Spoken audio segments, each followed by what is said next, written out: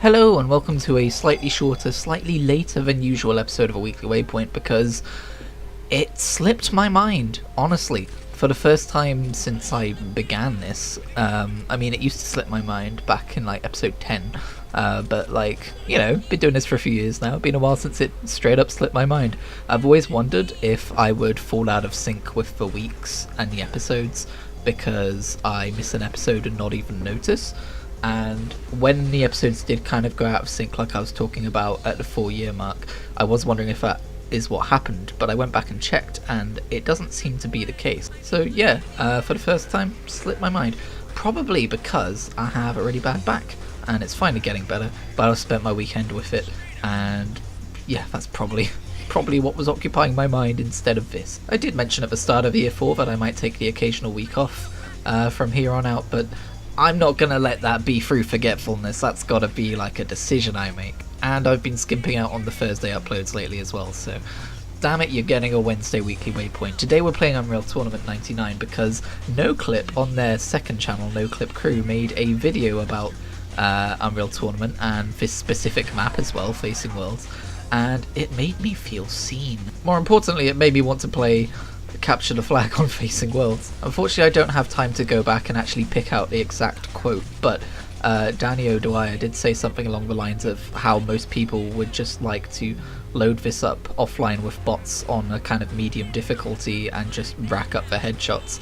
And I was like, oh my god, I feel seen. So yeah, that's exactly what we're doing today, surprise surprise. I don't think Facing Worlds has ever shown up before in this series, but if it has, you know, probably due for a repeat. It is a classic. Anyway, besides throwing my back out, what have I been doing with my week? Well, last Friday, before I threw my back out, I went and saw Doctor Strange in a Multiverse of Madness with my friends, and I talked a little bit about that in the brand new Kritigri FM podcast thing, which is like 8 minutes long if you want to go listen to that. I talked about my actual experience going, but as far as the movie's concerned, and I won't give any spoilers, I'll say it was really good. I really enjoyed it. I really like where they're heading.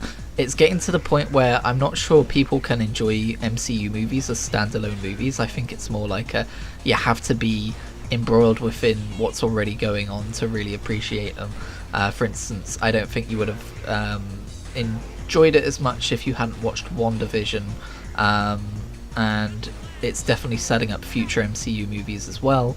And I just kind of feel like maybe MCU's popularity might drop off because of that. Like, I know there's certainly been this impression of a slump post Endgame. I'm not sure if there actually has been a bit of a slump or not in terms of box office numbers. I don't really follow the news regarding that, but I am slightly concerned that they might be getting a bit too niche. Because, for instance, someone in work was like, oh yeah, it was okay, it was like a 6 out of 10. That was not a 6 out of 10 movie. That was at least an 8 out of 10, but I'm wondering if that person in work really follows everything that happens with the MCU in regards to the series on Disney Plus and all the other movies and stuff too. So, you know, that's my big concern. But other than that, I do recommend it. It's a very good movie. Go watch it, especially if you're a fan of the MCU. As for the standout game that I have been playing this week, that would be Wright, the Ace Attorney Trilogy, and I'm only halfway through the 3rd trial, but so far it's fantastic. I've been really enjoying watching Game Grumps play Danganronpa 2, but they've moved to weekend uploads, and I thought to myself, I really need a fix of like a mystery case of like, you know, a murder trial that I need to try and solve, because I kind of play along, me and Reese kind of play along and try and solve these murders in Danganronpa 2. Even though they don't always follow sound logic, it's still fun to try and guess who done it. And I needed that on a more consistent basis, so I've heard good things about the Wright Ace Attorney Trilogy, so I finally picked it up when it was on sale for 15 quid on Xbox, and I love it so far. The soundtrack is phenomenal, the writing's really good, the trials certainly use more logic than Danganronpa does, but we'll see how that persists. We're still in early days. I was a little disappointed that the first 2 trials opened with me seeing, you know, not through Wright's eyes, but through like an omnipotent an omnipotent kind of perspective. You could see who actually did the murder, and then you just kind of had to prove it in terms of the gameplay.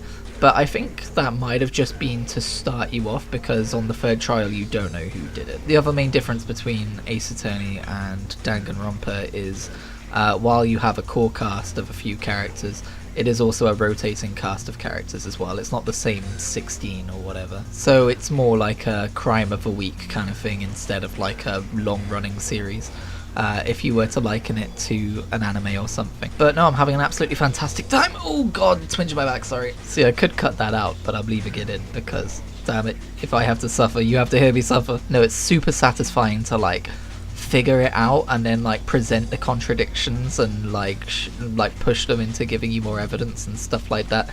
That's all really fun gameplay, and it's not really the kind of game I've ever really played before, so it's super satisfying to me. I also perfected my first Xbox game by way of Omno, a game on Xbox Game Pass, and this is a game which didn't really grab me to begin with. Literally the reason I downloaded it, and I don't normally bother with this kind of stuff, but there was a Microsoft Rewards points challenge of if you got one achievement in one of their top 10 games that month, you would get 500 points, and I thought, why not? It's a way of like just trying out a game, I guess. And I saw on a Reddit thread that Omno was a very easy one to do it in. You literally have to walk in water for 20 seconds for one of the achievements, but I decided to stick around and see how it was. It's one of those kind of indie, very light puzzle platformer games where it's more about exploration and world building and stuff like that, and I was a bit tepid to it at first. The platforming's a little floaty, and I can see it being frustrating, but it was more like, to be perfectly honest, it felt slightly pretentious to me at the start. I have this problem with some indie games. I can't stand Thomas Was Alone. I finished that game and I have opinions about it, but Omno actually did win me over, unlike Thomas Was Alone. It was very charming by the end. I really liked the ending. I thought it was a really beautiful message, and I recommend people go and play that game. If you want to 100% it like I did, it's not difficult. Look at the achievement list, pay attention to the names of the animals, and there's only like 4 missable achievements, but they are missable. But you literally just kind of have to perfect every area before moving on to the next, which really isn't that much of a big ask. I perfected the entire game in 4.5 hours, and it was a nice journey. It gets more interesting as you go along and earn more abilities. It has kind of pushed me to want to go and perfect more games on Xbox. The reason why I haven't perfected many games on Xbox compared to PlayStation, and even then it's not a huge amount, it's like 13 games on PlayStation, is because Xbox Game Pass exists and it distracts me, and there are so many games to play, so many games that come out every week, and you know, it's like the fun factor of a game definitely diminishes after you've like beaten it, and I don't even get around to beating most of these games, right? But just for the sake of argument, like when you've got like, oh, you need to go back and like 100% the rest of these areas with like side missions and exploration and stuff like that. It's fun, but it's not as fun as just starting an entirely different game because you've already spent lots of time with that one. So my attention span sucks, but having done this and kind of realized or remembered how satisfying it is to 100% a game, I think I do want to try and 100% more games. I'm gonna see if I can do it for Phoenix Wright Ace Attorney. I know there's missable achievements, but as long as I keep an eye on the achievement list, I should be okay. Also this week, I've been getting super into Elder Scrolls Online. I know I've been playing it for the last few weeks and saying that already, but this week I finally got my first alternate character up to level 50. Which is my third overall level 50 character, because remember I had one main on PC, one main on Xbox, and now this is my second level 50 character on Xbox. Don't know why I bothered you with all of that expositionary detail, but there you go. It's Slinks Under Scars, my Argonian Stamina Nightblade, my thief. My blade in the dark. He's not evil per se, he doesn't murder people, he's not a Dark Brotherhood character, but he is a little fiefy boy. I remembered how much fun it is to like look up an Outcast build and try and like suit your character to it as well, like finding the gear, and it's easier on an alt because you can what's it called, transmute? No, not. You can use a transmutation station to recreate gear that you've already picked up as long as you've got the currency to do so. And that's not like easy, by the way. Like, you need a lot of like materials and research done on your main character who does all the crafting and stuff like that to get the items you want, but it is satisfying to do it. Now the other set, because there's 2 sets you wear in here, so the second set I needed on my Argonian was a crafted set, and I spent all of my crafting materials on it, which again is a lot of materials, before realising I hadn't done it at the actual set crafting station. I'd just done it at a regular crafting station, thereby making it useless. And yeah, now I need to go and collect a whole lot more leather. It occurs to me that I forgot to take painkillers, that's why I'm in pain. Although they haven't really been doing a whole lot for my back, but they've been numbing it a little bit. Oh, there I go, falling to my death. Yeah, if I sound slightly weird in this video, like tripping over some words and hesitating in the middle of some, it's because every now and again I lean over to talk in the mic and I get a twinge, and it kind of feels like my ribs, but it's mostly my back. My body really does feel like it's been failing me lately, and I'm not even 27 yet, that's next month, so I'm slightly annoyed with my body at the minute. It feels like it thinks it's in its 30s already. I'm like, hey buddy, hold it together for a little bit longer please. Like, my back isn't the first thing that's gone wrong this year. From the start of this year onwards, I've started getting heartburn fairly easily, and I literally never had heartburn in my life before this. I got very worried, talked to a doctor about it, turned out to be just heartburn. And you know, I've been able to control it with what I eat, and you know, I take frickin' Rennie and shit like that. I know, you know, this is probably a hard right into some, suddenly I'm talking about physical health stuff, but I feel like people don't talk about it enough, and if they did, maybe I would have known more about this beforehand and wouldn't have been so worried when it started up. Obviously, I still recommend talking to a doctor if you get these things, but yeah, I was very worried about my heartburn, and then the more people I talk to about it, the more people are like, oh yeah, I get that, like, and it's like, oh, and like they actually outline what I, you know, deal with perfectly. I'm like, oh, I'm not the only person in the world with this. You know, it sounds stupid, it's just heartburn, but you know, when it comes on strong and suddenly you've never had it before and suddenly you're getting it like all the time, it's worrying.